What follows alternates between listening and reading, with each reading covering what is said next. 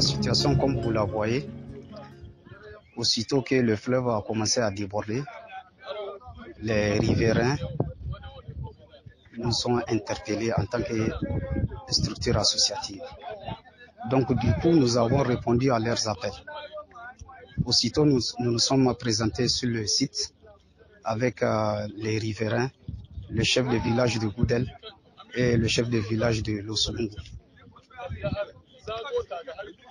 Donc une fois sur place, on a constaté que vraiment le dégât ne fait que s'amplifier. Parce que le fleuve est atteint à un certain niveau où vraiment on ne pouvait rien faire.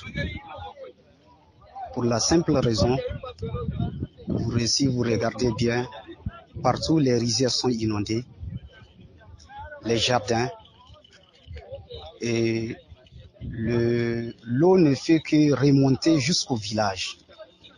Donc c'est des inondations que nous sommes en train d'observer depuis l'avancée de cette eau qui a inondé toutes les rizières d'ailleurs, tous les jardins environnants et les maisons. Cette situation a commencé, ça fait à peu près quelques jours de cela.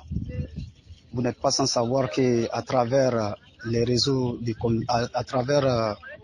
les réseaux sociaux, nous avons reçu des alertes venant du Mali où leur barrage, comment dirais-je, sera ouvert.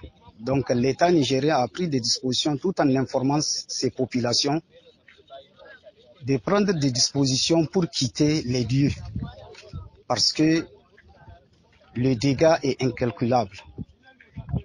Où on a notifié à des gens qui vivent aux alentours du fleuve de prendre des dispositions pour, comment dirais-je, trouver où s'installer. Donc, les gens ont commencé à quitter les localités parce que c'est des inondations que nous apercevons du jour au jour. Aussitôt que nous avons été saisis,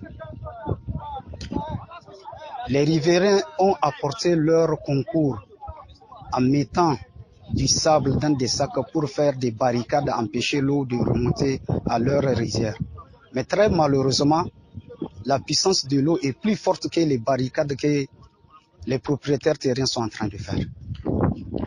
Donc, comme je vous l'avais notifié, les responsables coutumiers, à savoir le chef de village de Goudel et celui de Losolungu, étaient présents aux côtés de ces riverains. Maintenant, l'État a été interpellé parce qu'on a saisi le maire du premier arrondissement qui était empêché, avait envoyé une délégation aussi pour le représenter, pour constater de visu ce qui se passe.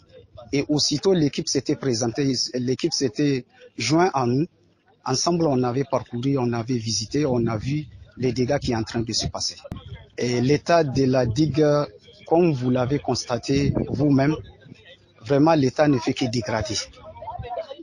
Et la digue est en train d'être inondée, si on pouvait le dire ainsi, parce que la puissance de l'eau fait en sorte que la digue ne pouvait pas arrêter l'eau. Donc, d'ici quelques jours, vraiment, si ces riverains-là ne sont pas sauvés, il y aura une inondation énorme qu'on ne pouvait pas mesurer. L'appel que nous avons à lancer à nos autorités est que l'État vienne en aide tout en renforçant la digue afin que ces jarres de pluie ne puissent pas déborder pour casser la digue et inonder les villages. Je tiens à rappeler aux populations de vraiment prendre des mesures pour pouvoir quitter les lieux le plus tôt possible afin que la pluie ne vienne pas inonder une grande partie des populations. Et nous demandons au Dieu puissant Dieu de nous venir en aide tout en nous donnant une saison hivernale féconde. Je vous remercie.